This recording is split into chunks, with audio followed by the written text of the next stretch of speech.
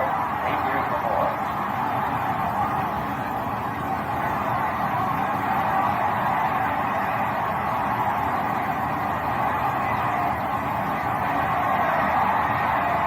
Everyone stunned by the fury of Lewis's attack.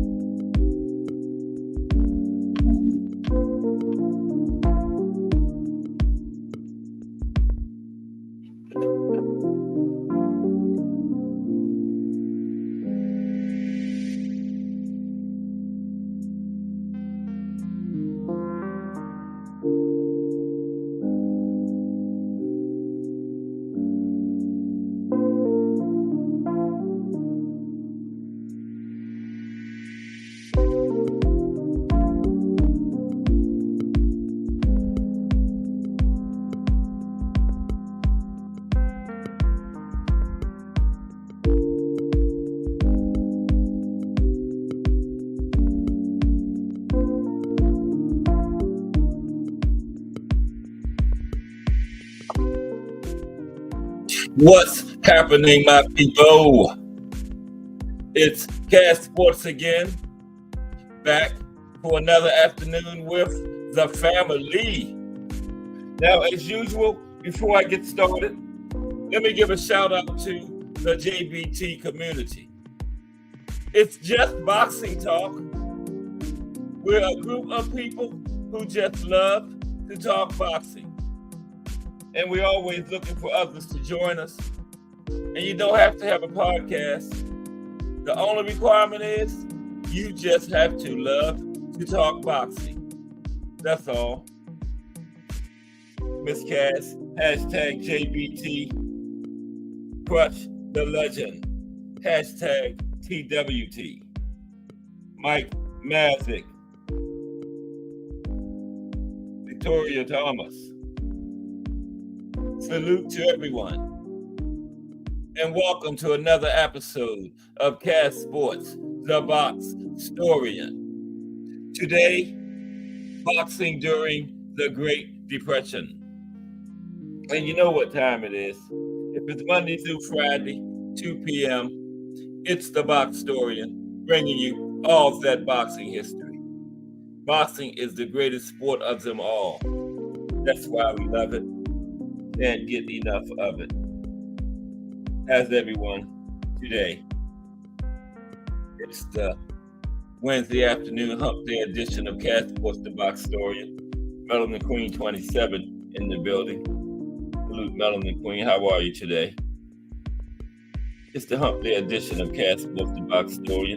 It's all downhill from here. Today's show is brought to you by William Old School Rant, boxing during the Great Depression. So we're going to get into today.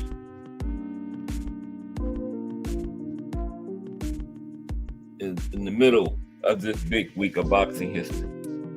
I don't believe it's a Pro Box week. No, that was last week. But we still got those 4 big cards this weekend. Got a couple Friday. No, we got 5.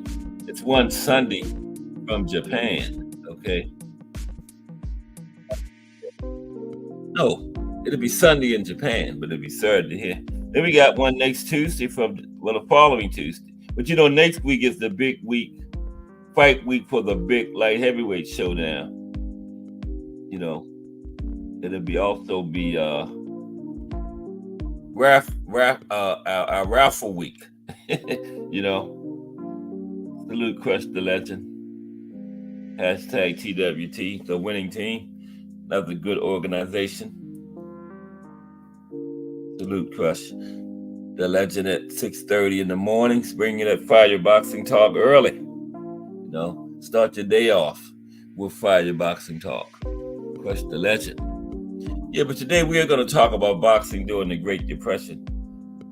An idea I got from William Old School Rant. I can't believe I never have done that show, but I haven't.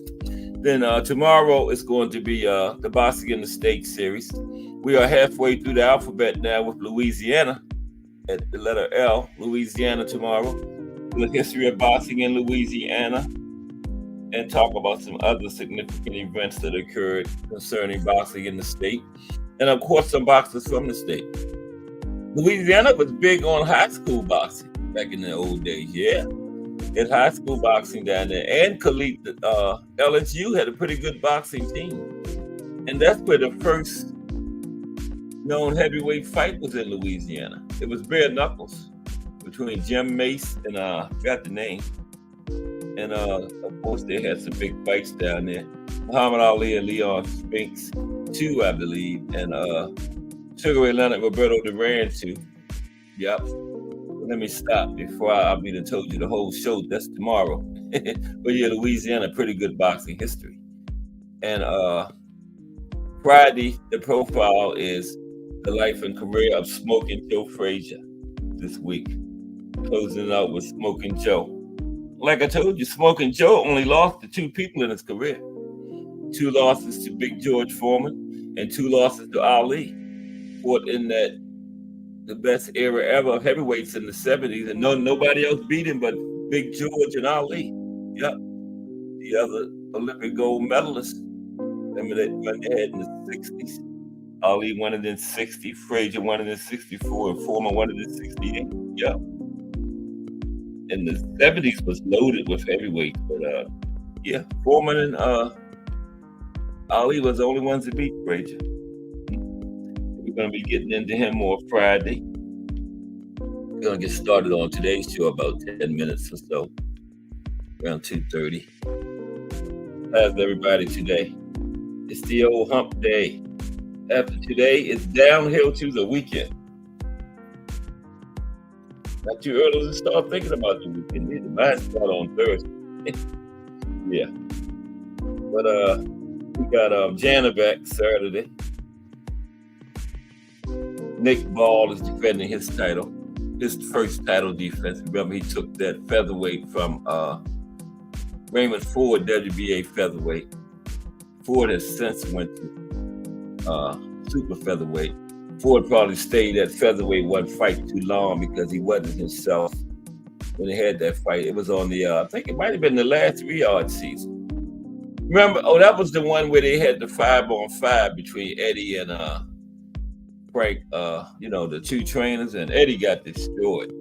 I don't think Eddie's fighters want to fight, did they? Remember, Eddie had the 5 at, what's Frank Warren, is that his name? The head of Queensbury Promotions, I think it's Frank Warren, and he had 5, and I think Frank swept the table. Eddie's fighters did not win a fight. Yeah.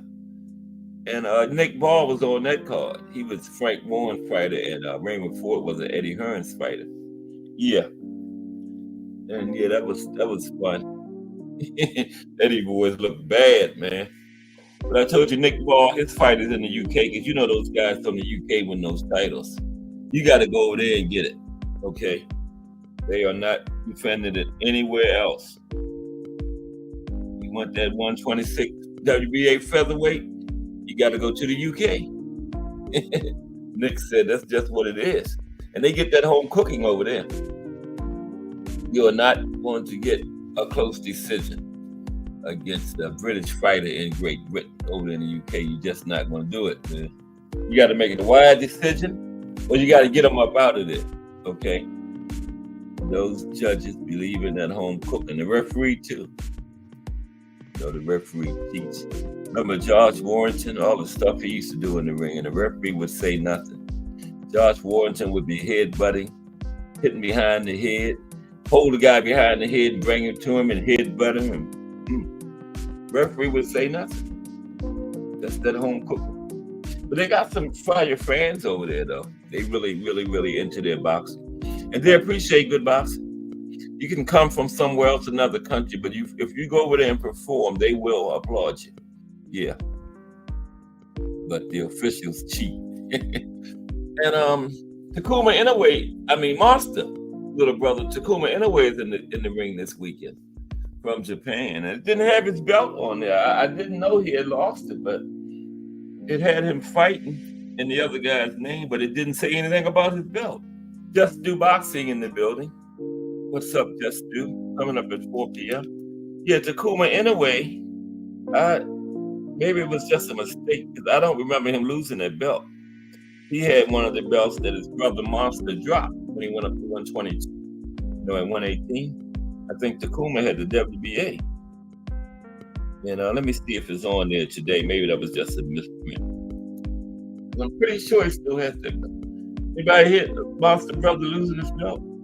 Because his last fight was on the card with one of those two UK brothers. I think they're from Ireland somewhere. They fight down around 118. I think they're identical twins. You know the brothers. It was that card. Both brothers lost that week. One lost over there in Japan, and the other lost the next week over in the UK. Yeah, they both lost. Takuma was on that card and he won. Okay. Now he didn't fight. He was on Monster's last card. I'm not sure. The one before last. He wasn't on this one. But I could have sworn he still had his title. But anyway, he's fighting this weekend. Title or no title. Yeah, he's a good young fighter. Bantamweight. They both trained by their father. You never hear about him being trainer of the year, Monster's father. Some people just, no matter how, I guess he got the Monster and everybody was like, well, he's supposed to win. So the guy don't get considered for trainer of the year. But he had both of his sons as champions. So, some guys just don't get the due. I think Monster and Takuma's father should be up there when the trainer of the year voting comes around. Monster was undisputed in 2 different weight classes, remember? Plus, his little brother was champion, okay? Both sons champions. 1-2 division undisputed in the 4-belt era. That's trainer of the year territory for me, but he never gets it. So yeah, that Eddie Reynoso do anything similar to that? He's trainer of the year. They just like Eddie, Canelo's trainer, cheating ass. Damn, everybody in his stable been accused of PEDs. Not accused, a couple of them been found dirty. Oscar Valdez and Canelo. Wasn't Andy Ruiz found dirty too? That's like 3 of Eddie Reynoso's fighters. Proven dirty. Speaking of that, Pete Rose died yesterday, right? The baseball player. Now watch. Now that the man has died, watch him put him in the Hall of Fame. Give the man his flowers while he was living. Because see, Pete, the Hall of Fame is what you've done during your playing career. Now, Pete bet on games, but he did not bet on games during his playing career. So I thought he should have been in the Hall of Fame, but they never put him in. But I guarantee you, now the man that passed away, watch him put him in the Hall of Fame. Well, now he won't be able to enjoy it, though. But I guarantee you, within the next year, Pete Rose will be in the Hall of Fame. That's always how they do things. But the man gambled on baseball after his playing career, and I thought the Hall of Fame was what you did during your career. Nobody has in the history of baseball has more hits than Pete Rose. The man had a lifetime 300 average, but they wouldn't put him in the Hall of Fame. Now, Roger Clemens, he cheated during his career. He don't belong in there. McGuire, Sosa, all them people, nah. Barry Bonds, no. But Pete Rose should have been in there. Yeah. And like I said, I guarantee you they put him in now. That he passed away. They always do that. Now the man passed away, they're going to give him his flowers now. It's crazy. Yeah. But I think it was yesterday, Charlie Hustle from the Big Red Machine. My Orioles used to battle them back in the day. Mike Weirman in the building. What's up, Mike? How are you today? Yeah. We just talking about old Charlie Hustle passed away. I think it was yesterday. Pete Rose. Yeah. Put that man in the Hall of Fame because he gambled after his playing career was over. That had no kind of reflection on his playing career. He had a Hall of Fame career. No other man has any more hits than Pete Rose in the history of baseball. Nobody. You know how hard it is to hit 300 for your career? The man played about 20 years. Career average over 300. Come on, man. But they will put him in there now, though. Like I said, he passed away yet. I'm still trying to find out. Does anybody know if Tacoma anyway lost his title? They had him on the schedule for fight this weekend, but they didn't have his title beside his name, you know? So I was wondering about that. I don't remember him losing it. That's Monster's little brother. Of course, he had one of the titles that Monster dropped. Remember when he went up to 122 before he smashed Cool Boy? Yeah, he smashed him. I picked Cool Boy. Wow. Whole lot. I don't feel bad because a whole lot of people was wrong. But Cool Boy's been back in the ring, finally. You know, like I always say, a loss don't define you. It's what you do coming back from that loss. And Cool Boy sat around a whole year and did nothing. I don't think he was hurt. I guess that loss had, Monster beat the fight out of him for a year. But he's back. So we'll see what happens with that. You know, he had a good fight. He was on the Canelo and very good Berlanga card, remember? That was a good card. They had to make a good undercard because nobody was buying that for Canelo and Berlanga. No. He was hurt. Cool Boy. Yeah, he was manager, Mike, but not playing. That's what I'm saying. During his playing career, he didn't bet. So I would say that manager shouldn't have affected it. Because as a player, he had a Hall of Fame career. I thought that's what it was based on. You know, he bet while he was manager, yeah. But, you know, as a player, he didn't. And, you know, the most hits in the history of baseball, 300 average, that's Hall of Fame. I thought he should be in there. But now, like I say, now that he's passed away, they'll put him in there. Watch. Guarantee you. They always do stuff like that. Plus, that one commissioner, I think it was Bud Selig. Him and Pete had a history, bad history. He was the one that was commissioner when they first denied him, and then he never got it. He never got his due. I thought he should have been in there. He bet while he was managing games. Had no kind of bearing on his playing career. You know, I'm a little biased. I remember the Big Red Machine of the 70s. Pete Rose, Johnny Bench, Joe Morgan, Tony Perez, Dave Concepcion. I almost knew that whole lineup, man. They used to battle the Orioles in the World Series. Orioles lost the first game yesterday, 1-0. If your pitcher hold the other team to 1 run for 9 innings, you should win the game. They couldn't get anything, man. Now they 1 game away from being eliminated. Same thing they did last year. Last year they won 100 games during the regular season. They couldn't win anything in the playoff. Man, 1 game away from being eliminated. Yep. The Orioles. They're doing the same thing they did last year. Yeah, Takuma. They don't have his title by his name, but I think he still got it. That's Sunday. I believe it'll be Sunday in Japan, but it will be Saturday here. You know how Japan does it. Japan don't cater to us. They say we're gonna have it at our time. You get up or you don't see it.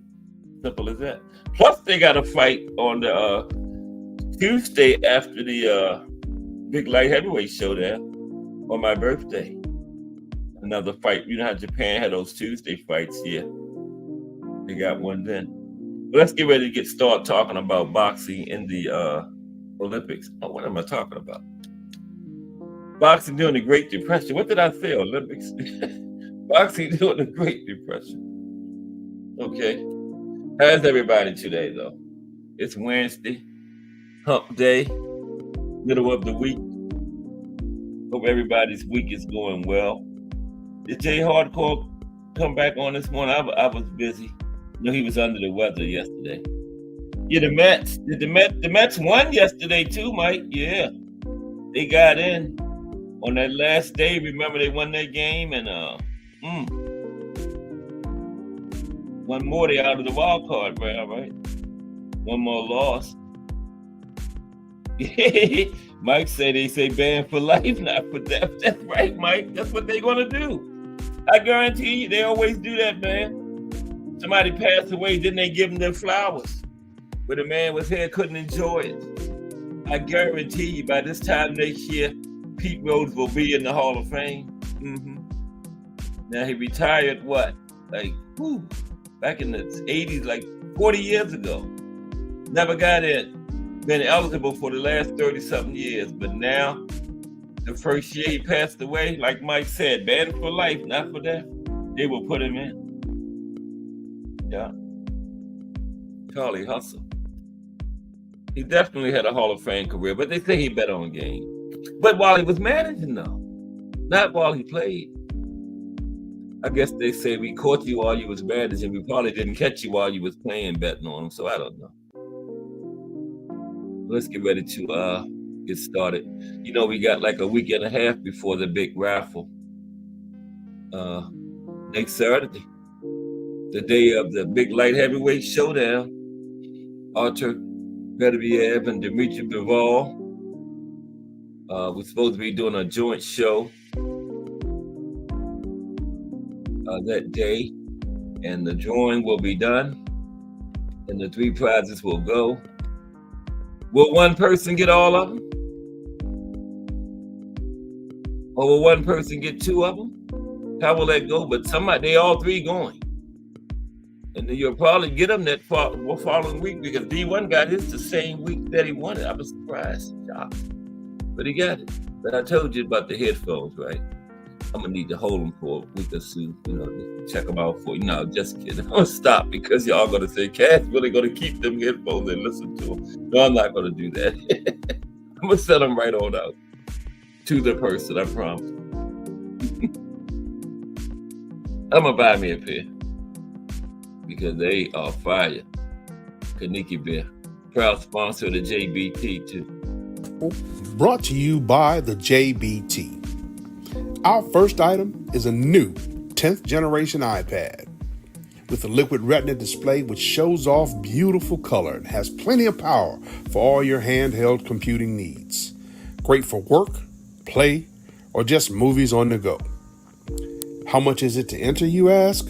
Just $10. Or you can catch the deal with 3 entries for just $25. It's easy to enter. Just cash app your entries to $JBT Network 1. That's $JBT Network 1. Our second item is a set of Kanichi Bear Bluetooth noise canceling headphones. Great for gaming, movies, or travel. As the second prize in this great raffle. Our third item is a Ninja brand air fryer. Great for all your air frying needs. Cooking healthy with the JBT. So send your entries via Cash App to JBT Network 1. That's JBT Network 1. $10 each or 3 for $25.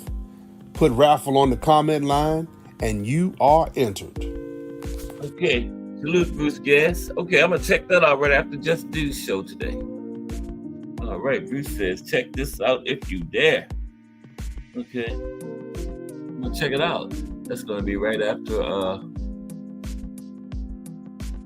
the voice goes off today.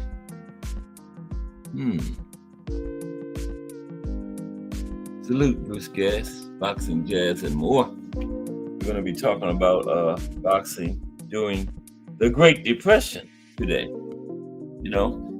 Just before the Depression in the 20s was when boxing became the most popular it had ever been, right? And then the Depression hit, man. Yeah.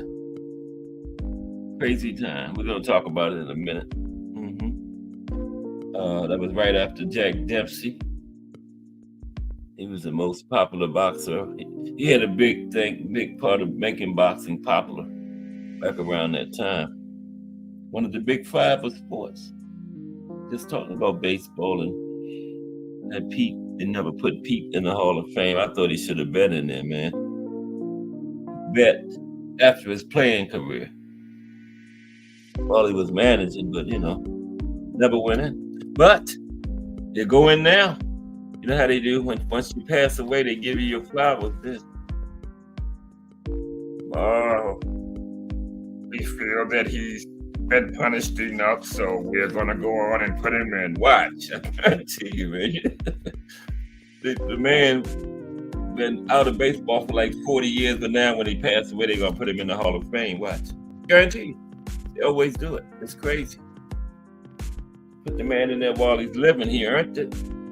Yeah, I'm gonna check that out today. Jack Dempsey. Yeah, hopping trains. That's right, Bruce. Okay.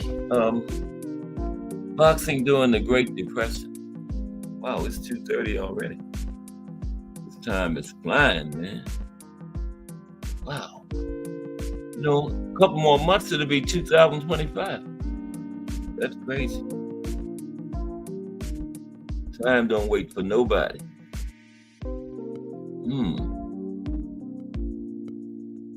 I think we can safely say 2024 past 2023. So maybe 2025, it'll get better and better and better every year. We still got some good fights coming up this year. Some more names to go on the schedule. We might get Bud in another one later this year. Tank, T.O. I think Shakur said he's coming back in 2025, right? But yeah, we got some names. What about Earl? He I heard that we're not getting the Earl in Fundora anymore. Remember that fight they had scheduled? It must not have been scheduled what they was talking about. I thought it had been made. But apparently it wasn't, because that's the word now, we're not getting it. Earl should go on and retire anyway. Because if he wasn't right, Fundora was going to punish him, man. Fundora was 6'7", and he likes to be in the pocket. His sister's the same way. She's 5'9". She's at featherweight. She likes to fight up in that pocket. She ain't worrying about jabbing her way in and all that. She's coming straight on up in there to get you. Gabriella, that's her name. Yeah, the Towering Inferno's sister. Yeah, Gabriella Fedora. But boxing during the Great Depression today, okay? And tomorrow, we got a pretty good one for this boxing in the States, Louisiana. Good boxing history. We had some big fights down there. One of the Ali and Spinks. I can't remember if it was one or two. Was it two, Bruce? Ali and Leon Spinks. One of them was in New Orleans. Sugar Ray and Duran, I know that was two in New Orleans. And some other good fights down there in Louisiana. The first heavyweight fight ever. It was bare knuckles, Jim Mace and I'll tell you about tomorrow. I forgot the other guy's name. Yeah, but that's tomorrow. Boxing in Louisiana. Had high school boxing, big on high school boxing down there. LSU had a good boxing team. Yeah, we're gonna have a good one tomorrow. Because we had the little short one last week. What was it? The state we had, like Kansas. Yeah, we had to get a backup plan. But this week, yeah, Louisiana is going to be good tomorrow. Yeah, good boxing history. I was reading up on it. I couldn't stop. It was so interesting. Yeah. So that'll be tomorrow. But today, what is today? No, just kidding. Boxing during the Great Depression. My memory ain't that bad. I was like, damn, Cass, you just said it. Boxing during the Great Depression. Okay. Let's do it.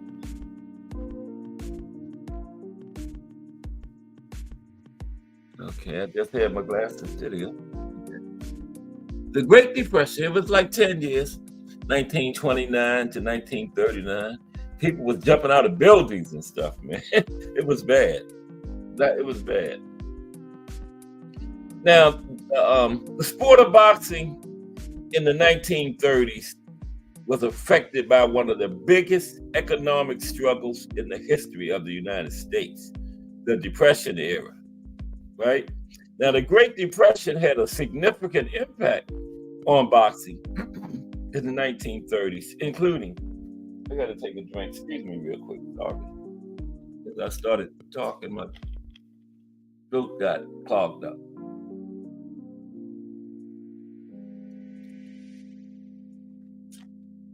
Look at that, man. I put soda right on my nose. Okay, settle down, Cass. There we go. Yeah, where were we? Excuse me. The Great Depression had a significant impact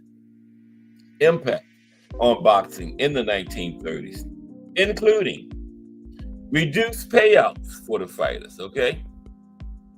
Because of the suffering American economy, the economy was in the trash can, man. Because of the suffering American economy, there was major reductions in payouts for professional boxing.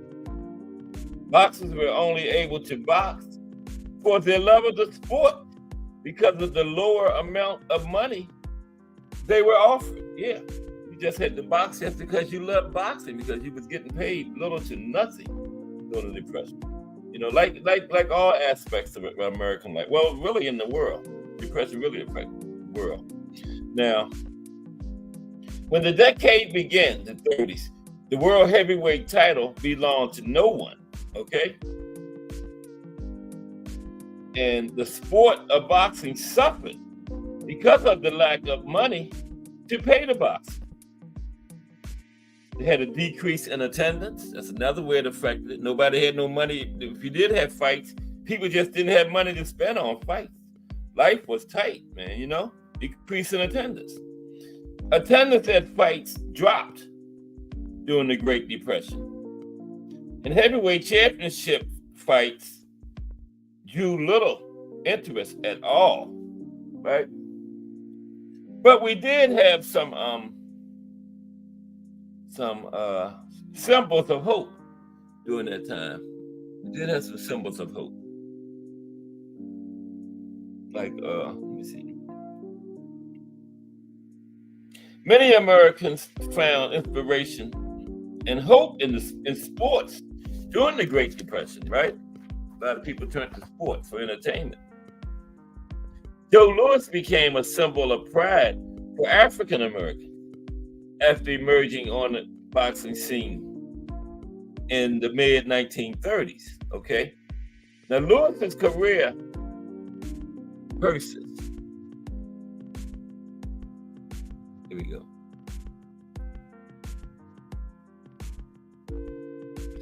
Joe Louis's career persists.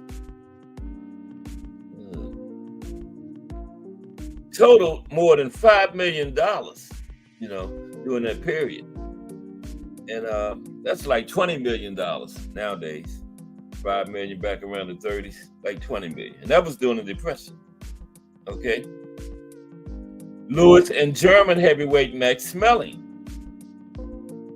fought two highly influential fights during the 1930s. In 1936, Louis lost the first fight And Smelling became a symbol of Nazi superiority. Yeah, a lot of propaganda came out after Smelling won that one. But Smelling wasn't really a supporter of the Nazi cause.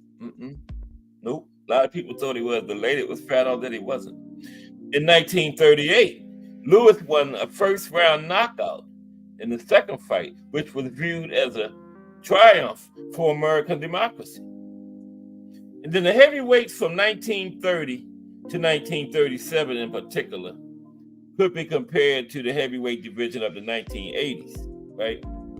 6 champions were crowned before Joe Louis began his legendary run as heavyweight champion in 1937. Remember I told you in 1978, just before the 80s, we had like 4 heavyweight champions in 4 months. That stretch during the Depression was kind of like that.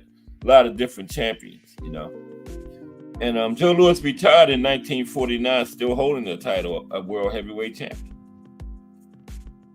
And boxing began expanding into Latin America in the 1930s. Okay, Sixto Escobar, he became the first world champion from Puerto Rico by defeating Baby Casanova. Yep, first Puerto Rican champion came in the 1930s. Baby Azumendi conquered the first world title for Mexico in 1934. For his part, Kid Chocolate became the first world champion from Cuba. 3 world champions won world titles in 3 different divisions. Okay, a feat no single fighter had ever accomplished since 1903. Tony Canzoneri, Barney Ross, and Henry Armstrong cemented their place in boxing history by achieving this feat. Armstrong was the first and only world champion to reign in 3 different divisions at the same time. Okay, now I got just some things that happened during the 30s, during the Depression, the different events that happened in boxing. Okay, let's go over them. That's I think Tony Canzoneri and Henry Armstrong. They were 2 of the 3 that won those belts in multiple weight classes. Yeah.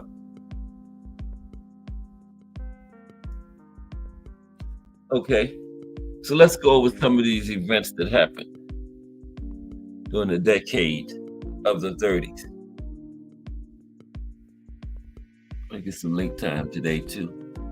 Everybody hitting the subscribe.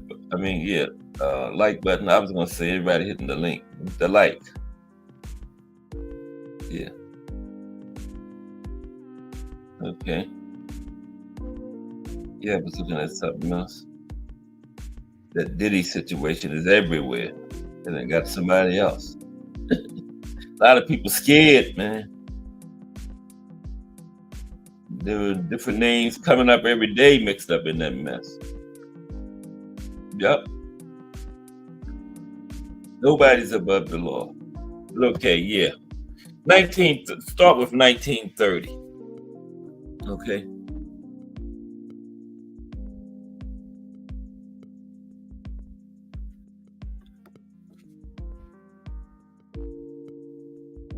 On February 10th, 1930, in the decade's first world title fight, Jimmy Slattery becomes world light heavyweight champion, beating Lou Scarza by decision in 15 rounds for the vacant title at Buffalo.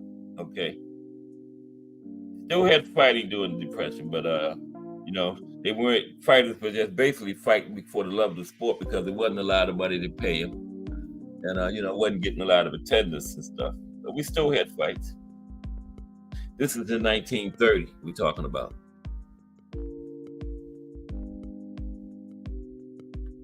On June 11th, 1930, Max Mellon wins the undisputed world heavyweight title, defeating Jack Sharkey by a 4-round disqualification after he was hit with a damaging low blow. Smelling became the first boxer to win the heavyweight title by disqualification. And he remains, as of 2017, he was still the only one to win it that way in New York. And still like that to this day. He's the only fighter to win the heavyweight championship by disqualification. I can't think of anybody else. That's 2017. Nope. Max Schmeling. Jack Sharkey was disqualified. Okay. July 17th, 1930.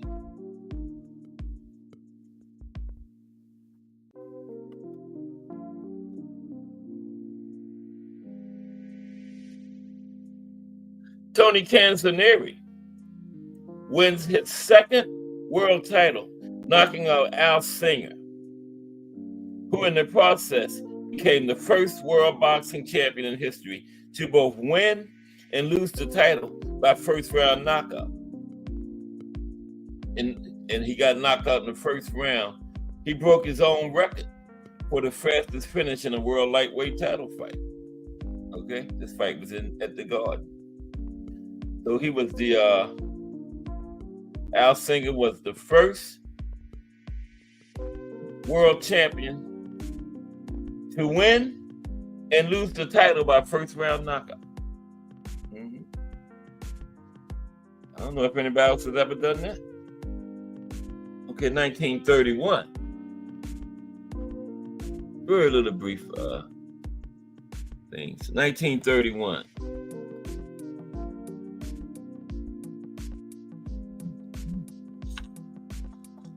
Uh-oh. Yeah. Let me check where this money came from. Oh, that's Cash Sports. That ain't no JBT network neither. That's Cash Sports money there. I think I know who it is. Told y'all, if I had like 10 of this guy, I'd be rich. I'd be laid back in the Bahamas somewhere. In the shade. Oh my goodness. Bear with me for a minute. I was in there and I came out. Yep. Appreciate you, Mike Mazik. Knew who it was. I had like 10 Mike Maziks in here. I would be rich. I would have been retired. Appreciate you, Mike. Mike always supporting the grind. But everybody's supporting the grind just by showing up every day too, you know. Hitting that like button. Appreciate you, Mike Mazik, though. Okay. 1931. April 24th. We read that one, didn't we? Tony Canzoneri. Yeah, this guy Al Singer was the first champion to both win the title and lose the title by getting knocked out in the first round. Yep. Isn't that something? Okay. Oh, come on, man. Then,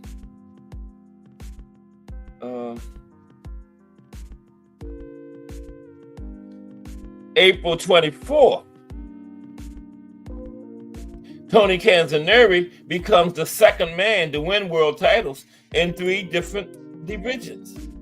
And the first one since Bob Fitzsimmons in the 19th century by knocking out Jack Kid Berg in round 3 to win the world junior welterweight title. This fight was in Chicago. Tony Canzoneri. There you go. There's Tony on the left there.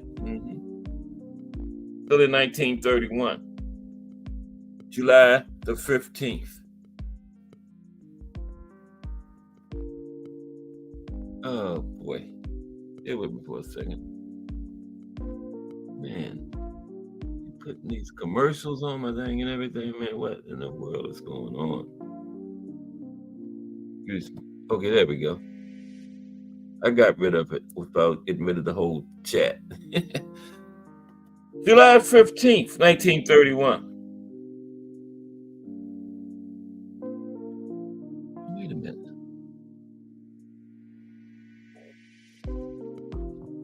I'm looking for Kid Chocolate. Okay. Kid Chocolate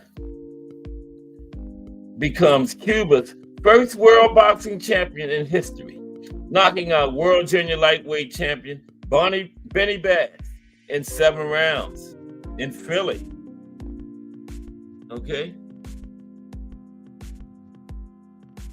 October the 26th, 1931, young Perez becomes the first world champion from Tunisia when he beat Frankie Gennaro by knockout in round 2 in Paris, France for the NBA, National Boxing Association, World Flyweight title. That became the WBA in the 60s. Yep. 1932.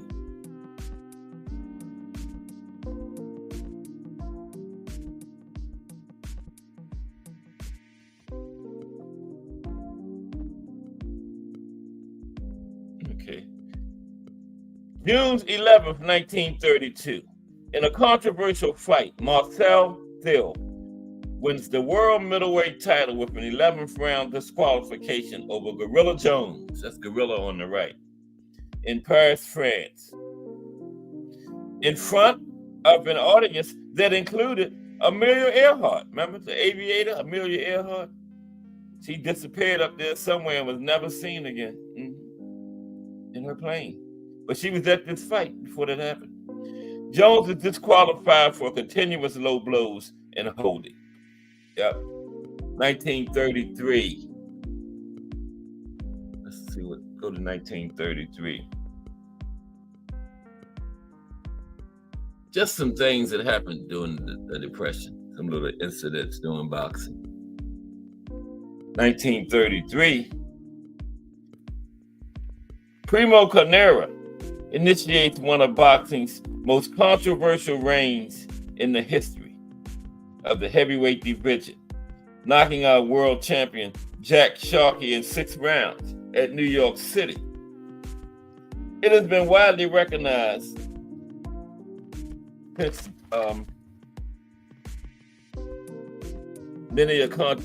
it was widely recognized since that fight that many of Carnera's fights were fixed. Carnera and Jack Sharkey.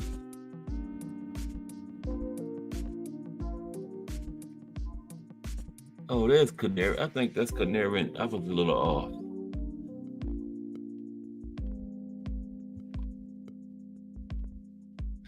Okay, we'll get there. Anyway, 1934. No, still in 1933. October 21st. Paulino Escudon unsuccessfully tries to become the first Hispanic world heavyweight champion, losing a 15-round decision to Primo Carnera in Rome, Italy. Yep, he fell a little short, trying to become the first Hispanic heavyweight champion. 1934, May 28th.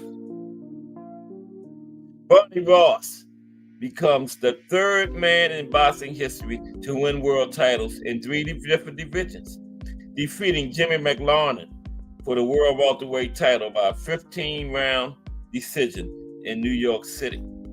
Okay? Now Max Baer and Primo Carnera.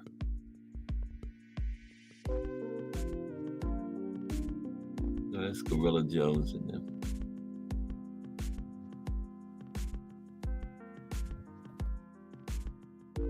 As soon as I see somebody I know what they look like, we'll get the slides this way back together.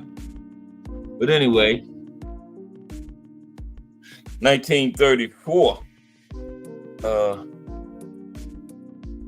June 14th, Max Baer drops defending world heavyweight champion Primo Carnera 11 times en route to an 11th round knockout, winning the world heavyweight title at New York. Knocked him down 11 times in 11 rounds. Wow.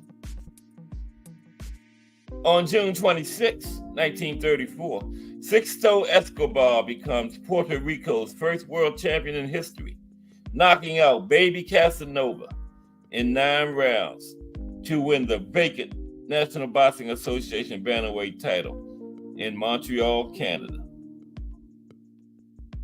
1935, January 1st, New Year's Day, 1935, Baby Arizmendi becomes the first world champion from Mexico in boxing history by outpointing Henry Armstrong, in 12 rounds to win the vacant California and Mexico recognized world lightweight titles. The fight was in Mexico City, Mexico.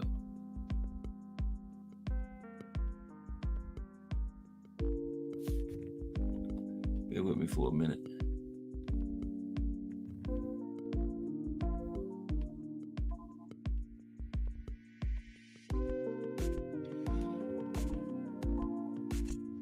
I don't see Henry Armstrong anywhere. I am way off. Sorry. Okay. May 28th. Barney Ross recovers the world lightweight title, defeating Jimmy McLaurin with a 15-round unanimous decision in the third and final installment of their rivalry at New York. Former world heavyweight champion Jack Dempsey refereed the fight.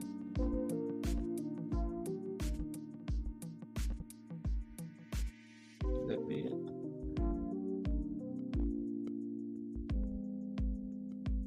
Yeah, I believe that's it. Yeah, Jack Dempsey refereed this fight. I think him and Barney Ross was real good friends too. Jack Dempsey. The Boxing Mania Podcast Plus. What's up, bro? Haven't seen you in a while. How you been? Boxing Mania Podcast Plus.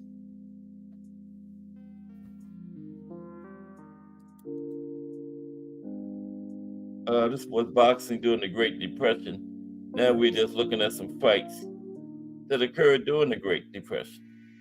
You know, most of these fights, these guys wasn't getting paid much. A lot of it, they was just fighting because they loved the sport so much. Yeah, wasn't a lot of money to be paid. You had to be top level. When Joe Louis came in, he was making about $5 million, which is like $20 million nowadays.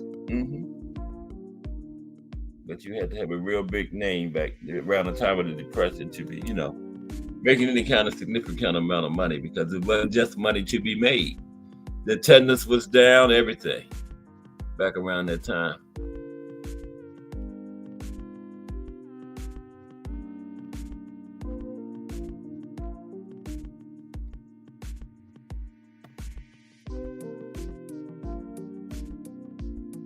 Yeah. Oh yes. That's I'm good. July 13th.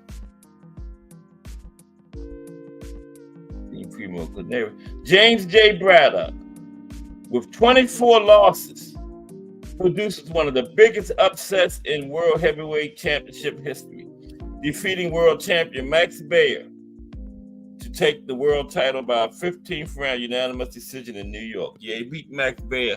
He had 15 losses. That's Jeffries on the right, I believe, and Max Baer on the left. He had 24 losses, man. 24 when he won that fight. 1936. Isn't that something? 24 losses. June 19th.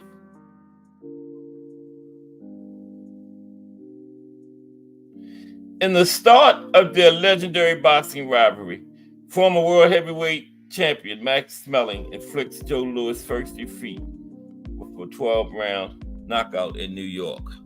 Okay, let me find out where I'm supposed to be at, because Max Schmeling and Joe Louis. That ain't them. Bear with me for a minute. Yeah, 1936 was the first fight. Schmeling gave Joe Louis his first loss. Yeah. And the Nazis really played that up as boxing superiority. Nazi superiority over everybody else. Nobody could beat the Nazis. That's what they said. Well, the next fight, Joe Louis got him out of there in the first round a couple years later. And then the Nazis, after they were so mad at Max Schmeling, they forced him to go into the army. Forced him into the Nazi army, man. Isn't that something? Mm-hmm. Yep.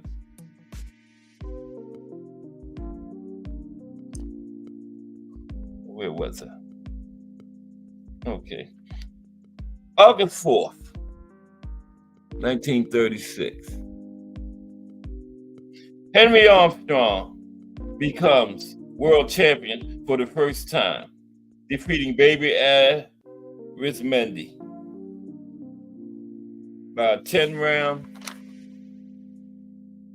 decision in Los Angeles to take the California and Mexican world lightweight titles. Okay, because you had like 3 of them simultaneously, so he just got his first one. Okay, Henry Armstrong. I give up.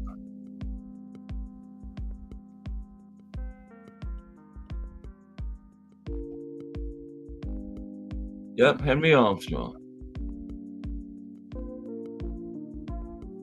Okay, 1937. February 21st.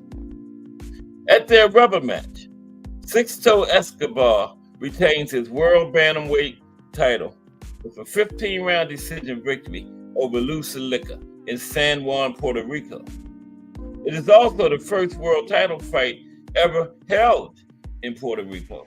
Okay, 1937. First world title fight ever held in Puerto Rico. Yeah.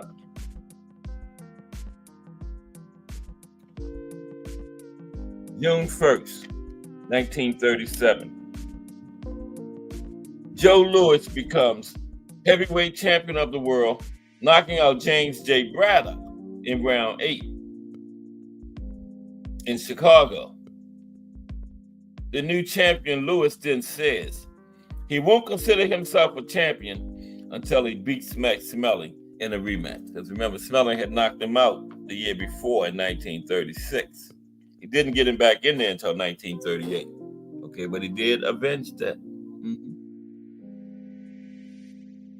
September 23rd, a world title fight marathon in New York City.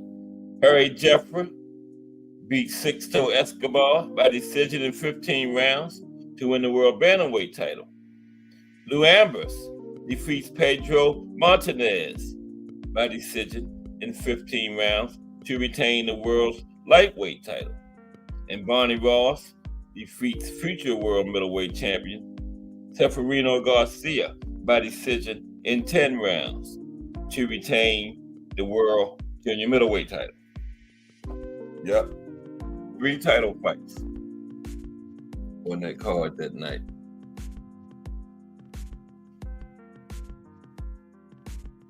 Oh, it's another one too.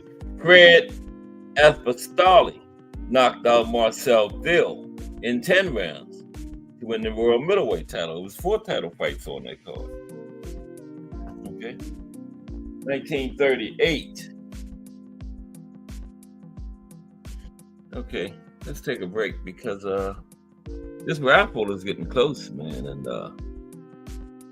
anybody that needs to get in because it's next Saturday. Not this Saturday. Next Saturday is the raffle. So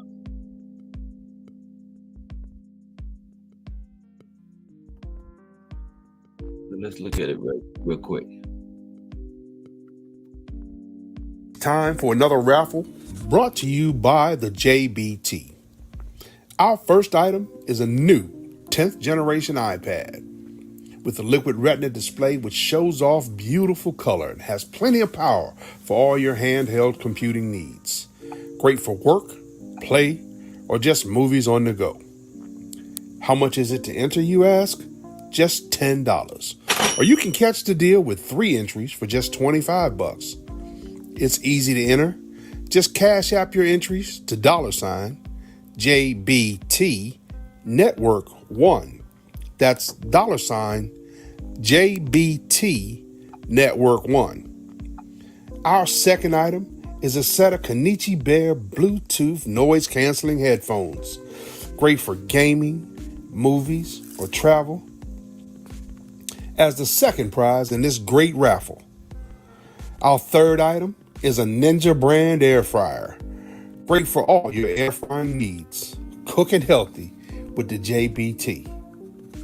So send your entries via Cash App to JBT Network 1. That's JBT Network 1. $10 each or 3 for $25. Put raffle on the comment line and you are entered. Okay.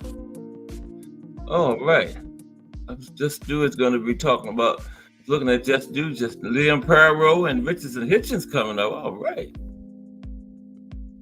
And Parrow just got that title off of oh man, the guy everybody thought was unbeatable at 140, the boogeyman. I thought he was the boogeyman too, but no. Parrow took that title up off of him. Subaru Matias. Oh man. I had the early pick would be Parrow for that one. Hitchinson's it'll be a good fight. December 12th, I think. Yeah. Richardson Hitchens and Liam Parrow. Yeah, I was just talking about what names that's not on the schedule. That's another fight added to the schedule for 2024. So yeah. Okay, let's finish this up. We're just talking about some events that happened during the oh man, I'm always having these problems. Some events that happened during the 30s. Yeah, I'll be right with you.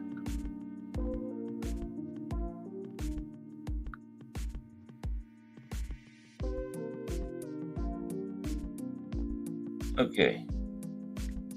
Give me like 2 minutes.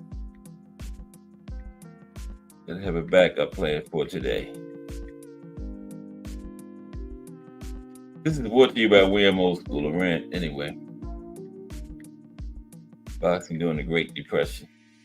Next Wednesday, it's going to be a profile on Tex Ricard.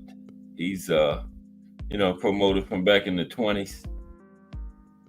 Big Supreme gave me that idea. Yeah. Okay, but 1938, May 31st, 1938.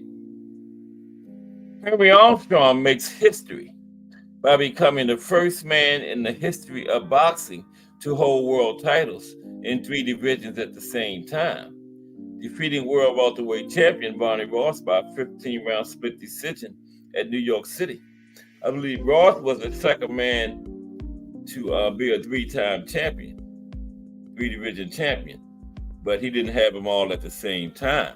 Ross was the 3-division champion, had them all at the same time. Okay, he was the first one to ever do that. I don't think anybody's done that since.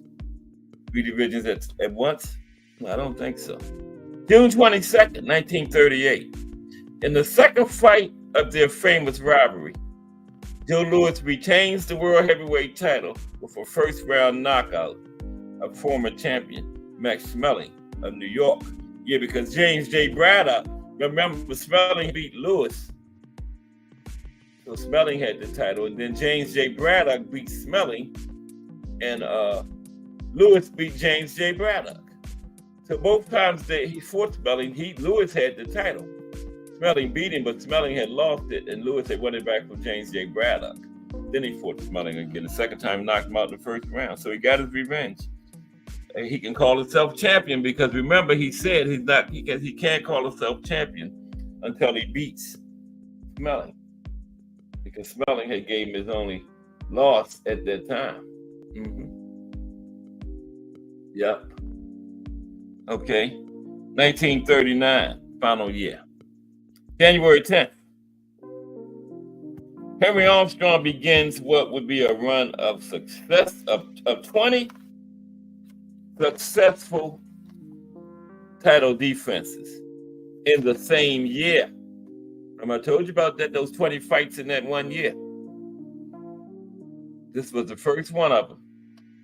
He beat Baby Arizmendi in 10-round decision. When I always tell you about those 20 times he fought in that one year, the first fight was against Baby Arizmendi.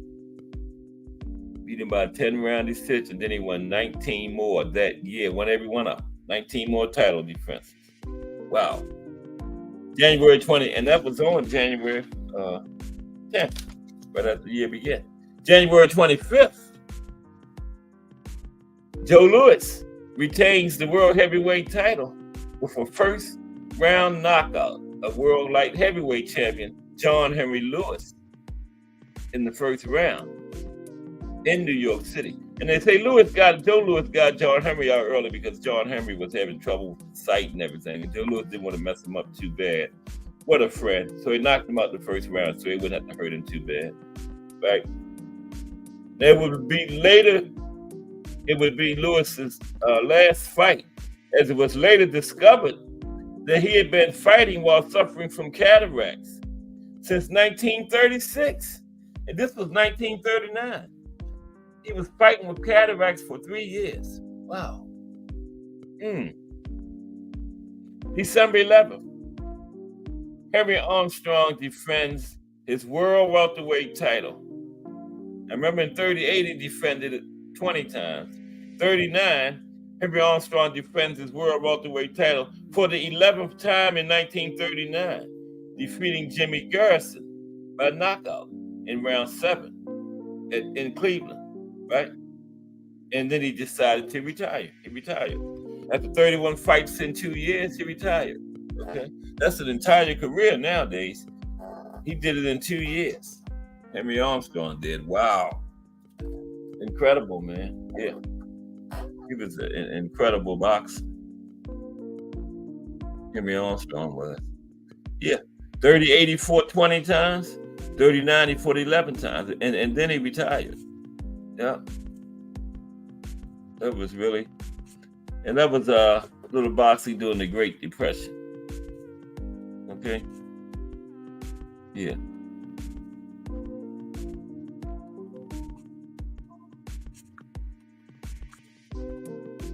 And don't forget, tomorrow is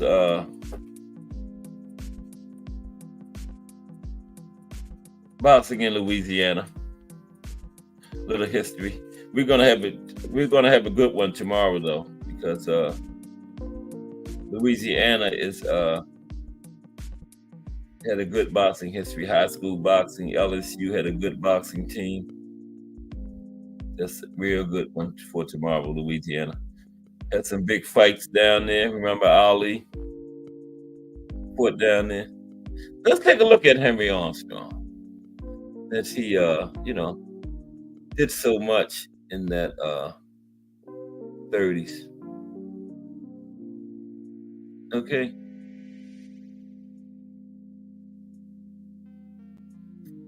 Some boxers from the 30s, okay. First, Henry Armstrong. He was born Henry Jackson Jr. near Columbus, Mississippi, the son of Henry Jackson. His mother, whose name is unknown, was a full-blooded Iroquois, I guess that's how you say Iroquois Indian. And his father was a mixed Indian, Irish, and black ancestry. Henry was the 11th child in a family of sharecroppers. When he was 4 years old, his family moved to St. Louis, Missouri, where his father and older brothers worked in the food processing industry. His mother died a few years later, after which he was reared by his paternal grandmother. Okay? Jackson, he graduated from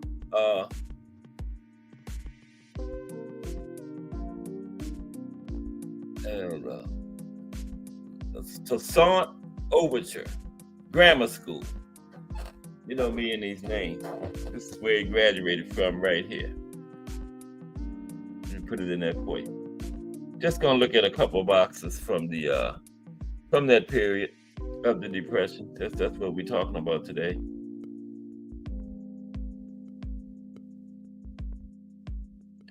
This is the school he graduated from.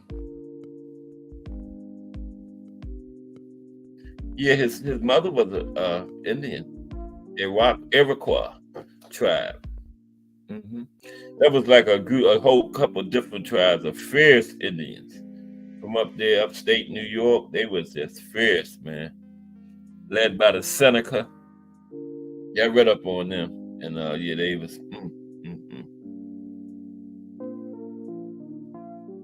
The Mohawk was amongst them.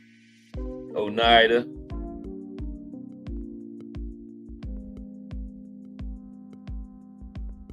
Tonondaga. I think that's it. There's like 6 Indian groups in that tribe.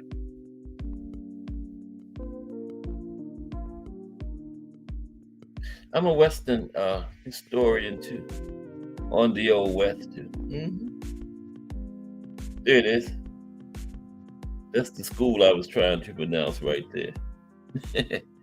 That's where Henry graduated from. Okay?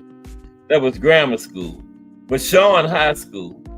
He worked during the school years as a pen boy at a bowling alley and becoming the inter-alley bowling champion in Midtown St. Louis.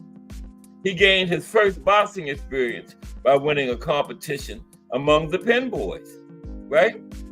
Now, lacking funds to attend college, Henry worked at a series of unskilled jobs, right? Henry Armstrong. He's born Henry Jackson. Yep.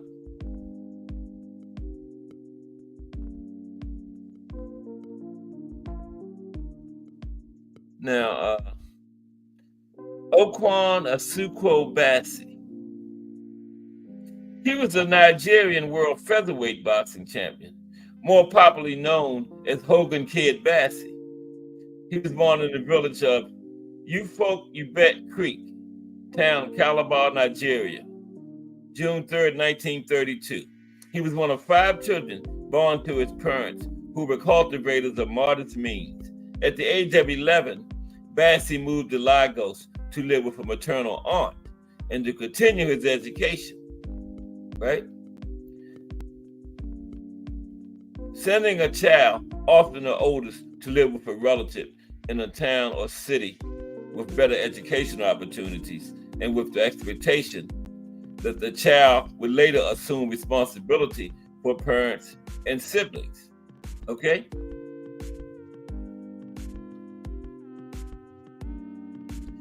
Lagos and Bassi encountered the sport of boxing as a youth.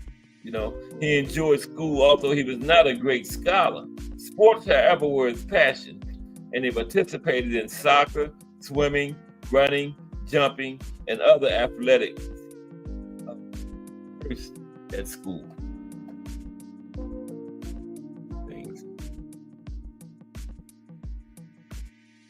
Let's talk about Barney Ross. He's an incomplete. Barney Ross. Benny Leonard. He was a great lightweight back around that time. Barney Ross. We just did Benny Leonard the other week, remember, did a profile on him. They're pretty good at that one. Barney Ross.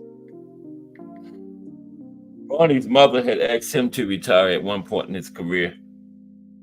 He did retire, but then he did come back too. I think he came back because of the Depression.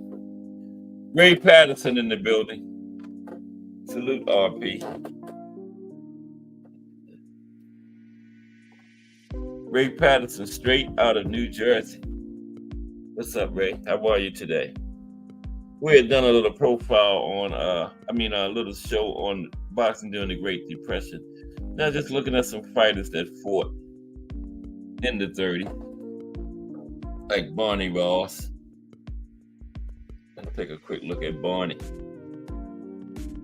Now, Barney was born David Bostowski, December 23rd, 1909. His fighting name was Barney Ross, you know. He was a world champion in 3 weight divisions, was a decorated veteran of World War II. You know how a lot of boxers during World War II went to fight. Barney was one of them, yep. Decorated veteran during World War II, right? And in his time, he was known as the pride of the ghetto, okay? Barney had a total of 81 fights. He won 74, lost 4. had 3 draws, 24 fights by way of knockout. Barney Ross. Yeah. We always hear, but let's look at Max Schmeling. Always talking about the German guy. Everybody used to hate Max Schmeling back around that time because they thought he represented the Nazis and everything. And guess what? Max didn't even like the Nazis. Him and Joe Louis became best of friends. He was a pallbearer at Joe Louis's funeral. Yeah. Max Schmeling. Had a great 2-fight rivalry with Joe. He was born from Germany, right? German boxer. He was heavyweight champion between 1930 and 1932. His 2 fights with Joe Louis in 1936 and 1938 were worldwide cultural events because of their national associations. Okay, Schmeling is the only boxer to win the World Heavyweight Championship on a foul. Remember, we talked about that. Jack Sharkey kept hitting him low, and Jack got disqualified. And I think to this day, he's still the only heavyweight fighter to win the title on a foul, on a disqualification. Can anybody think of anybody else? I can't. Yeah, I believe Max Schmeling is the only heavyweight to win the title on a low blow. But he had a total of 70 fights in his career. He won 56, lost 10. He had 4 draws, 40 by knockout. See, that knockout rate ain't that bad. Let's see what that is. 40 by way of knockout. I think it's 80 something. Anytime you get up in the 80s, not bad. 80 on the dot. 80 on the dot. Okay? Max Schmeling. How about Jack Sharkey? Jack Sharkey. He fought back in the 30s.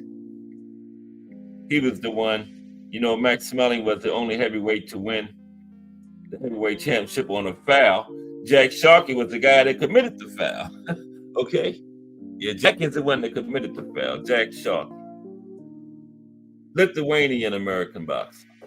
Jack was. Now, on October 26, 1902, right? Like I said, he was a Lithuanian American boxer. He held the New York State Athletic Commission title, the National Boxing Association, and the ring heavyweight titles from 1932 to 1933. Okay, he was known as the Boston Guard. He had 55 total fights. He won 38, lost 14.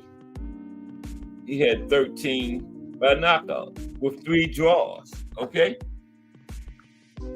Tony Canzonieri. Another good fighter from back around the period of the Depression. Tony Canzonieri. Okay. How is everybody? We're halfway through this week. Don't forget on Fantasy Matchups Monday next week is Roberto Duran in the hot seat. How would Roberto Duran and Tank turn out? Find out next week. The way I see it, and then I like it when everybody always let me know how they see it in the chat, Appreciate that. But Tony Canzonieri was born November 6, 1908. Okay? He was a 3-division world champion. Held a total of 5 world titles overall. Canzonieri is a member of the exclusive group of boxing world champions who have won titles in 3 or more divisions, right? He fought for championships between bantamweight and junior welterweight. Historian Bert Sugar ranked Canzonieri as the 12th greatest fighter of all time. That's high praise coming from Bert Sugar. Yeah. Also known as the, what was his nickname? Didn't really have one. Didn't really have a nickname. Okay. But he was born in Slidell, Louisiana. Wow. And he had a total of 175 fights. Okay. He won 141, lost 44. had 10 draws, and he had 44 by knockouts. 44 knockouts. So I believe it's safe to say he wasn't a knockout artist because he only had 44 knockouts out of 175 fights. Wow, that's not many, is it? Okay, let's look at John Henry Lewis. Remember, he was the one that he fought like 3 years with cataracts. Remember? We covered that. His last fight was Joe Louis. And Joe Louis, they were good friends. And Joe Louis was just trying to get him one more good payday because they knew they was getting ready to, the sanctioning organizations was getting ready to snatch his license from him. They knew that was coming, so Joe Louis was giving his friend one last good payday. And being such a good friend, he knocked him out in the first round so he wouldn't have to hurt him too bad. That's a good friend then, you know? Give me a good payday, knock me out in the first round. Wow. What a friend. John Henry Lewis. Now, John Henry, Hall of Fame boxer. He had the world light heavyweight boxing title from 1935 to 38. And when he fought Joe Louis, I think he was coming from light heavyweight. Never really fought too many fights at heavyweight, no. Let me check the chat. Yeah, good. And Ring Boxing Magazine named Lewis the 16th greatest light heavyweight of all time. His trainer was Larry Amadi, and his managers included Ernie Lira, Larry White, Frank Schuler, and Gus Greenlee. All big boxing names from that period. Yeah, he fought at light heavyweight mainly. That fight with Joe Louis might have been his only fight at heavyweight. I think it may have been. But he had a total of 117 fights. Now this is the one. He won 101, lost 11, 5 draws. But get this, 117 fights and he only fought 8 years. Wow, right? 117 fights and he only fought 8 years, man. Incredible. That's the average of 15 fights per year, okay? 15 fights per year. Henry Armstrong. Let's look at Baby Casanova because I like that name, Baby Casanova.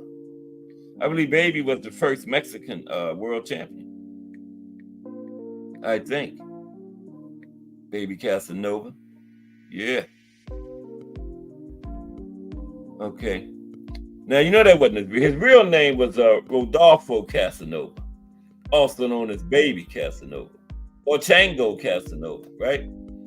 He was a Mexican professional boxer, right? He was the first Mexican professional boxer to win a title, right?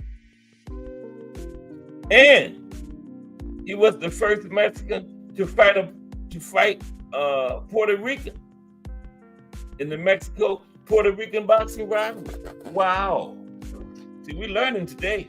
Baby Casanova was one half of the first fight in the Mexico-Puerto Rico rivalry. Now we got to find out who the other half was. Damn. I think I talked about him today. We're gonna find out. Total fights Baby Casanova had was 75.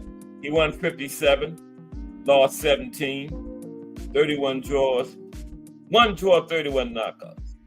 See, I'm gonna find you some history. Baby Casanova was one half of the first fight in the Mexico-Puerto Rico rivalry. Let's find the other half.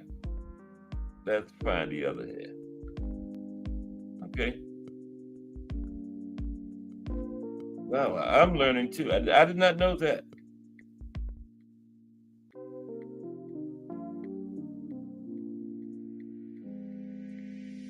Did anybody know that? I sure didn't.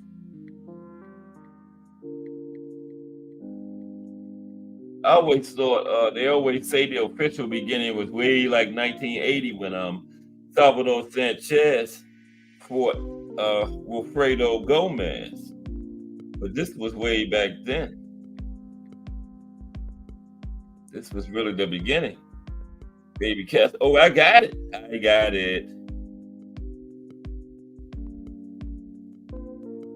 Rodolfo Casanova was the first Mexican boxer to fight a Puerto Rican boxer. Casanova also, don't tell me who the Puerto Rican was. Oh, I don't have it.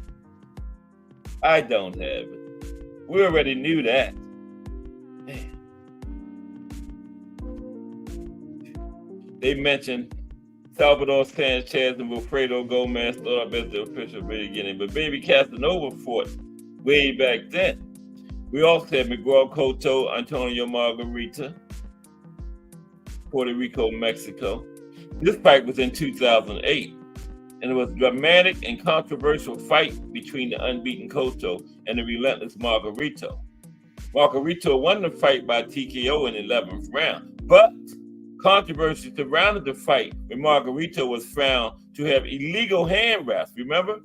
In the next fight, Cotto got revenge on Margarito in 2011, forcing the fight to end in the 10th round. And yeah, Cotto said that was his best win when he got that revenge on Margarito for cheating. But it didn't say the other. It said Baby Casanova was the first Mexican to fight a Puerto Rican, but it didn't tell me the Puerto Rican. Damn. It was another good Mexico-Puerto Rico, Felix Trinidad versus Oscar De La Hoya. This 1999 fight was called the Fight of the Millennium. Trinidad defeated De La Hoya in a controversial decision. Everybody thought we were going to get the rematch, but we never got the rematch. Damn. Baby Arizmendi, but I thought I couldn't find it. It won't tell me. But we know who the Mexican was. I'll tell you tomorrow who the Puerto Rican was. In the first Puerto Rican in the Mexico-Puerto Rico rivalry. We will know tomorrow. Okay? Let's look at Baby Arizmendi. Maybe it was him. He was Mexican too. Now, Baby Arizmendi, his real name was Alberto Arizmendi, right?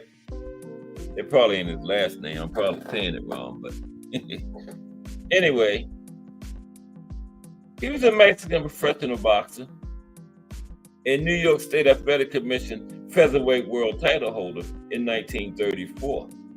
He also competed in the bantamweight and welterweight division. Yeah, the big ones back around that time was the New York State Athletic Commission and the National Boxing Association, right? Those were the two big sanctioning body championships. And then, the National Boxing Association became the WBA in the 60s because boxing got so international, they changed to the World Boxing Association. But Baby Arizmendi, nicknamed Baby, of course, he had a total of 138 fights. He won 93, lost 27, had 17 draws, won no contest, 20 knockouts. He really wasn't a power guy. 138 total fights, 93 wins, just 20 of them by way of knockout. Wow. Let's look at Sammy Mandel. Fought back then. Sammy Mandel. We mentioned his name today. Fought back. We just looking at some fighters that fought back during the Depression era, that's all. And these guys fought a lot then just because of the love of the sport. They wasn't making no money. There wasn't any money to be made, The attendance was down. The economy was in the trash can. Nobody had money to spend on fights. So, yeah. But they still had a few fights. They was making a little something. Okay. Sammy Mandel, a.k.a. Samuel Mandela. Okay, born February 5th, 1904. He was a lightweight boxing champion for 4 years, 1926 to 1930. From Rockford, Illinois, right? He was known as the Rockford Sheik due to his Rudolph Valentino-like good looks, and as the Rockford Flash due to his fast hands and foot speed. His father was an Albanian and his mother Italian. The statistical boxing website BoxRec ranks Mandel as the 13th greatest lightweight boxer to have ever lived. And he was inducted into the International Boxing Hall of Fame in 1998. Sammy Mandel. Sammy had 191 total fights, won 147, lost 25, Some of them guys had a lot of draws back there. He had 17 draws, 2 no contests, and 32 knockouts. Sammy Mandel. Yep. Sammy Mandel. Okay. Nate, let's take a look at James J. Jeffries. Oh, no. Who was it? That is Joe Louis beat. It wasn't Jeffries, didn't fight around that time. Oh man.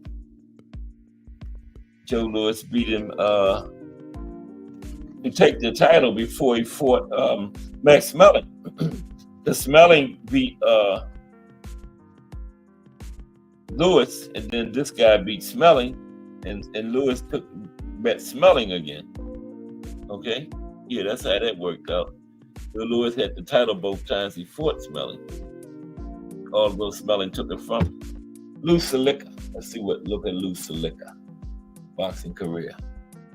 Just some guys that fought back around the Depression era. That's all. We got Just Do Boxing coming up in 30 minutes. Appreciate everybody that rocks with me. My 7 to 10 loyal supporters. Wouldn't trade them for nobody because they are very respectful, knowledgeable boxing fans. We get along in here and enjoy ourselves. Appreciate y'all 1,000%. Okay. Lou Salica. Okay. Now, Lou captured the National Boxing Association World Bantamweight title twice in his career. He got it in 1935, and then he got it 5 years later in 1940.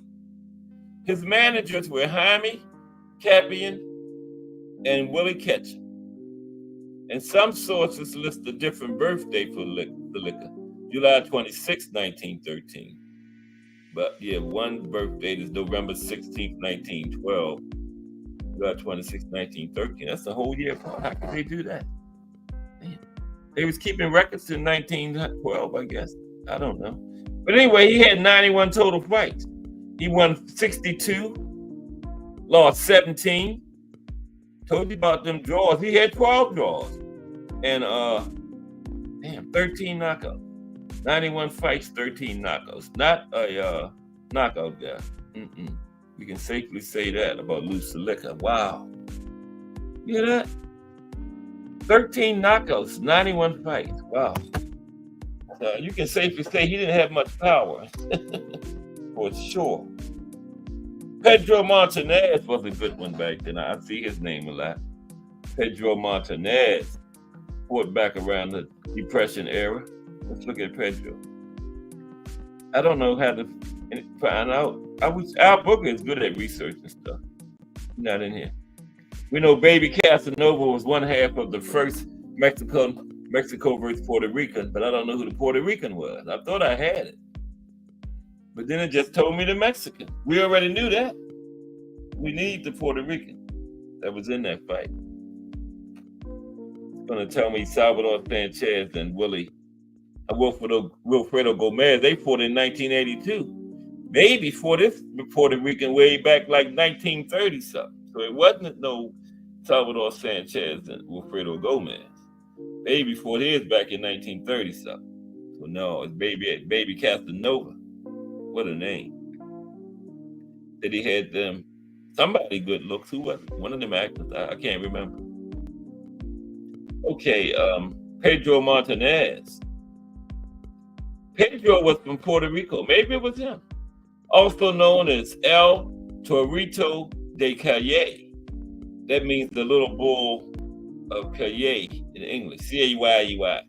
He has been considered by many to be one of the best boxers in history. Never to win a world title. He didn't make our list. Pedro Martinez. Remember I did the best boxer never to make a world title? And guess what? I got almost 3,000 views on that thing, man. Best boxers never to win a title. Almost 3,000 views. And here's another one. Pedro Martinez from the 30s. Considered one of the best boxers never to win a title. He won 91 fights, lost 8, had 4 draws, 51 knockouts. Pedro Martinez. Wow. He's on one of the best fighters to never win a title list. Pedro. Yep. Okay, let's look at find a name here. There he is. James J. Braddock is the name. See, when you ain't looking for something, that's where you find it. Remember, I was trying to find his name just now as the one that Joe Louis beat for the title. No, Max Smelling beat Lewis, and then Braddock beat Smelling. Lewis beat Braddock. So by the time he fought Smelling for the rematch, Lewis had the title back. Smelling was trying to take it from him again. Ain't that crazy? Yeah. James J. Braddock. Let's look at James J. Yeah. That is crazy. This man beat Joe Louis, but when they got the rematch, Joe Louis had the title back. But he didn't get it from him. He beat James J. Braddock for it. But anyway, James J. Braddock. He was born June 7th, 1905.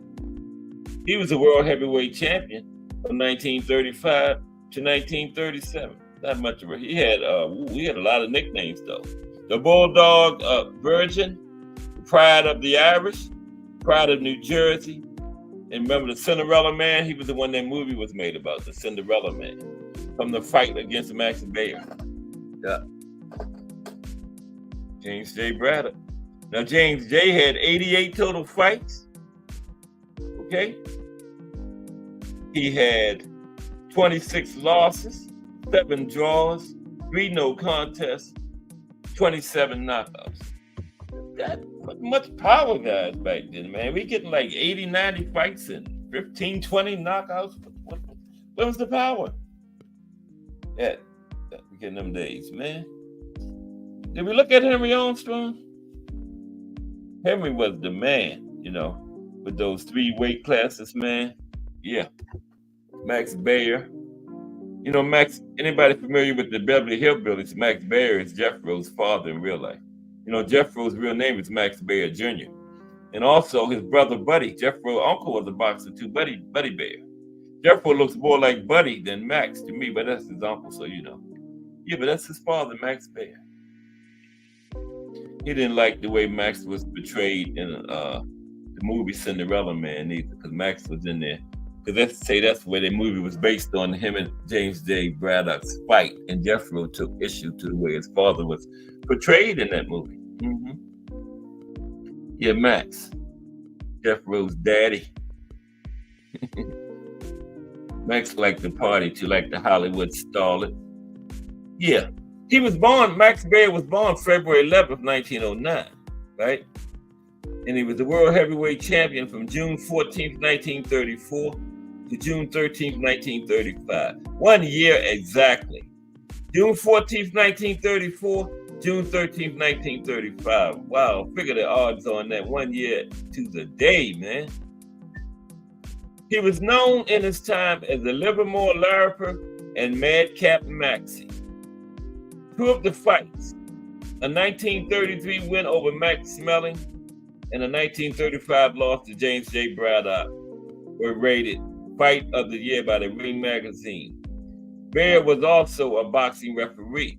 He had occasional roles in film and television. Told you he liked the starlets, man. He was the brother of heavyweight boxing contender Buddy Baer and the father of actor Max Baer Jr. Max Baer Jr. was more famously known from Beverly Hillbillies, Jethro. Baer is rated number 22 on the Ring magazine list of 100 greatest punchers of all time. 2 guys died after fights with him. Yeah. The first one really affected him, Jack Dempsey stepped in and helped train him after that, to get his mind back together and everything. But the guy's wife, he was at the hospital when the guy died and everything, and the guy's wife, she forgave him. She said it's boxing, and her husband know, every time you step between them ropes, what can happen. And in that case, it happened. So they didn't blame Max. He was just doing his job, man. And unfortunately, that's part of our sport, man.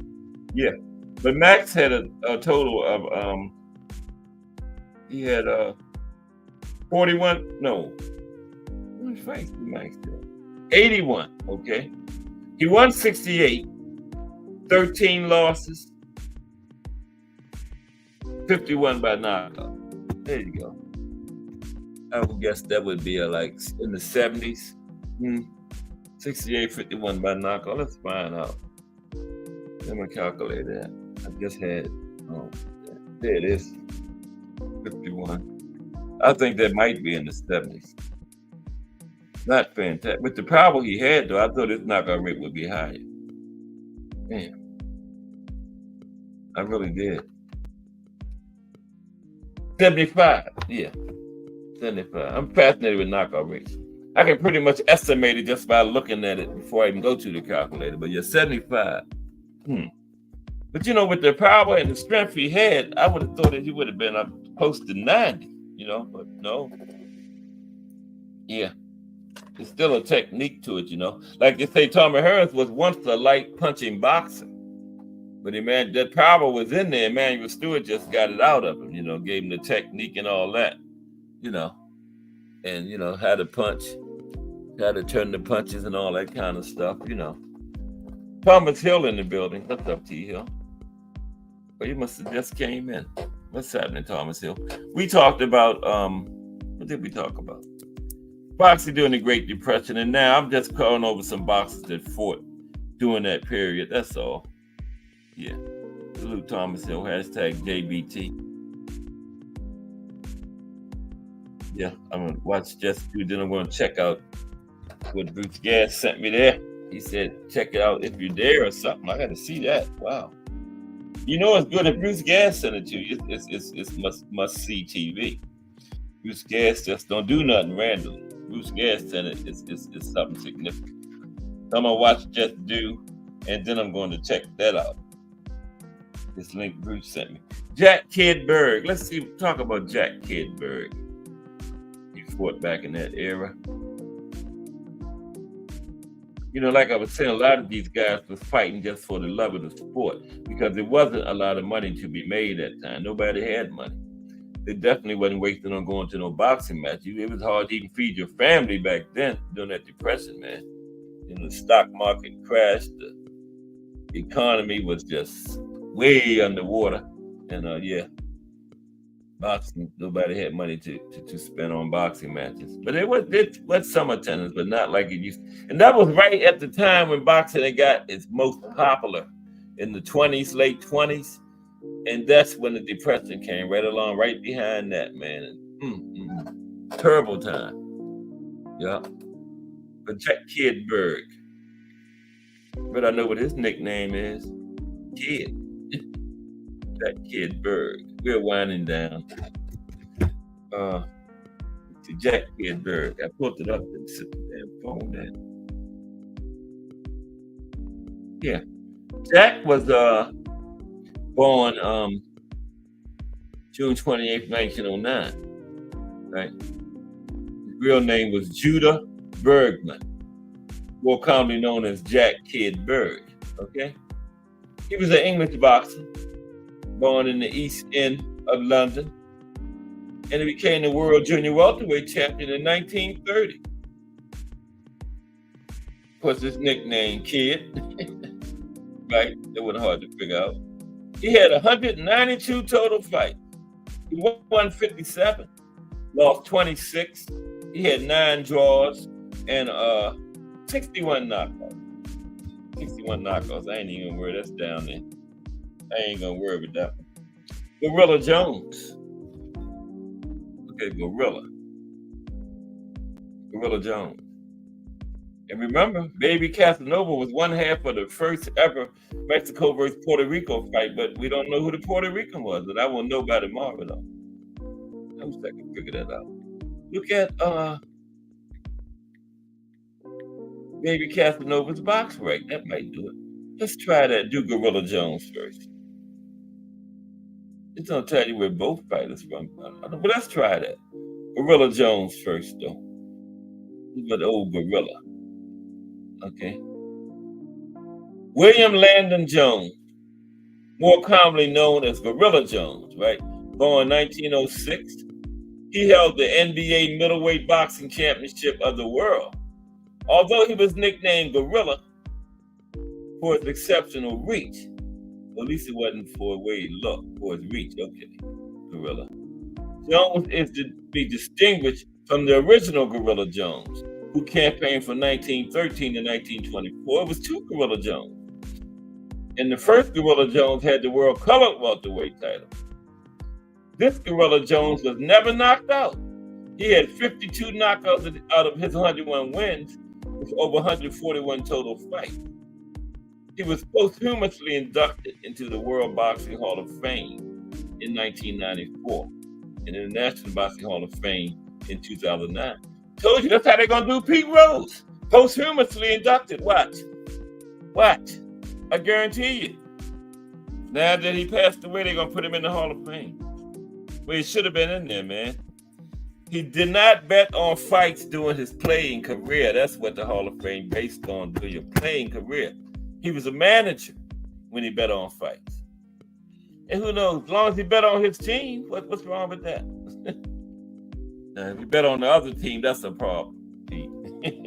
That's a problem. Let's look at Baby Casanova's box rec, see if we can figure out who the first Puerto Rican was in the Mexico-Puerto Rico rivalry. Where's our book at when I need it? He would have found it by now. Baby Casanova, box rec. I thought I had it, but I didn't. I'm gonna find it this evening. Baby Casanova. Let's see. Box rec. Yeah, see who was the first Puerto Rican he fought. Okay. But how am I gonna know that? Okay. Bobby Silva. That don't sound Puerto Rican. Bobby Silva. Jose Reyna. That could be it. That might be Jose Reyna. I think I got it. Jose Reyna. If he's Puerto Rican, that's it. Because that was his second fight. Bobby Silva don't sound Puerto Rican. Jose Reyna. I think we have a winner, y'all. Jose Reyna.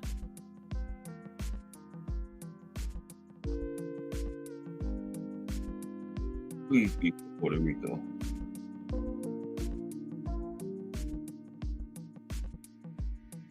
Oh shit, he from the United States. Oh man, we're gonna get it though. Jose is American. That wasn't it. I know Bobby Silva is American. We got like 5 more minutes. Keep trying, Cass. We have to know. I bet I know by tomorrow though. Baby Casanova was one half of the first Mexico versus Puerto Rico rivalry. We know that. Okay, we trying to find out who the Puerto Rican was. Alvaro Estrada. Does that sound Puerto Rican? Alvaro Estrada.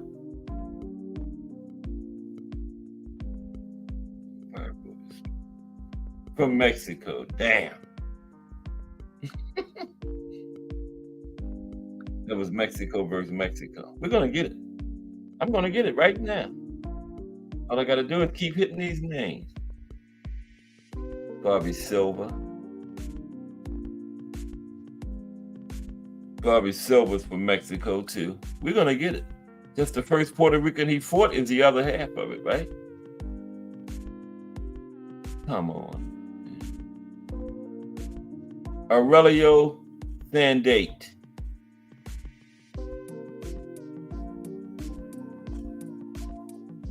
He fought him like 3 times.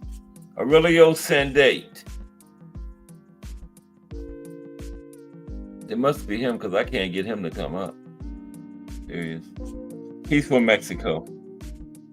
From Mexico. Okay. We're running out of time. Tony Vicente. Tony Vicente. From the United States. Now they said he was one half of the first Mexico-Puerto Rico fight, so it's got to be somebody.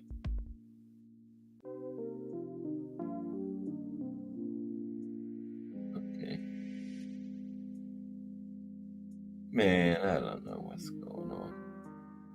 Baby Casanova was his name, right? Well, I'll have it for y'all tomorrow for sure. And tomorrow will be Boxing in the States continues. Louisiana got a good one too. Big boxing history in Louisiana, man. They had high school boxing, had some big fights there.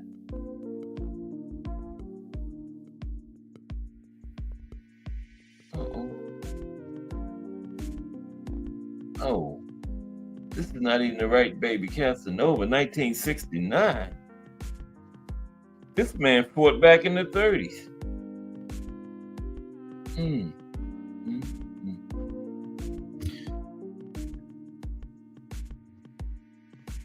Now I'm confused. This is the wrong one. This Baby Casanova is American. Okay, here's the one I'm looking for. I was on the wrong Baby Casanova all that time.